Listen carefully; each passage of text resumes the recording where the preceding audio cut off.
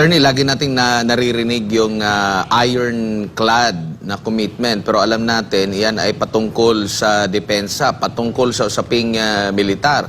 Walang para sa ekonomiya dyan. At sakaling sumiklab, agad ba natin na magagamit yung MDT? Minsan ang nabanggit ng ama ng ating Pangulo sa US National Press Club way back sa September 17, 1982. At ito, i-quote ko lang yung binanggit mismo ni Marcos Sr. Ang sabi niya dito, and I quote, "You and I know that if the Philippines is attacked, the US is not necessarily bound to immediately react because the provision of the Mutual Defense Pact is that you will immediately take steps as in necessary to meet the contingency."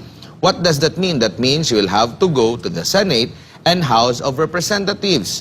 What does that mean? That means delay while we are dying there.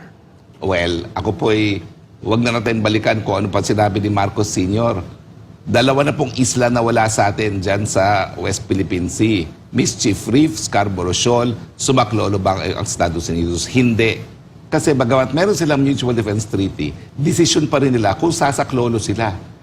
Kung nga pinagsasaklolohan na hinihingi ng Pilipino, isang bagay, hindi nila paniniwalaan yung titulo natin sa mga islang yan, bakit naman sila sasaklolo? Paulit-ulit po sila hanggang dito sa di umano ay trilateral conference sa Amerika ng Japan, US at ang Pilipinas, ang interest nila, freedom of navigation, hindi nila interest na protektahan ang ating teritoryo.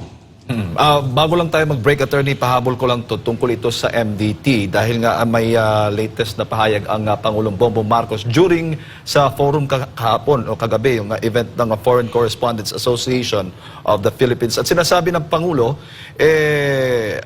gagamitin, i-invoke nila itong 1951 Mutual Defense Treaty kasama ang US kung may isang sailor or miyembro po ng militar ang mamamatay dahil sa pag-atake o mga ataking gagawin dyan sa West Philippine Sea. Yan po ay kamangmangan. Dahil ang sabi po ng MDT, armed attack. Ang problema, nung tinanong sa Amerika si Presidente BBM, hindi niya alam ang ibig sabihin ng armed attack. At yan naman yung problema na bukod pa sa bisyo, ay hindi nagtapos ng kolehiyo. Kasi ang armed attack, may definition na po yan. The sending of regular armed forces into the territory of another state, if not regular armed forces of the same scale and scope as if conducted by regular armed forces. Yan po sa kaso ng Nicaragua versus US. Malawakang pagpapadala po yan ng kasundaluhan. Yan po ang armed attack. Kaya kung sa tingin nyo, yung paghihila sa Sierra Madre ay dahilan para ma-invoke ang MDT, mali po kayo.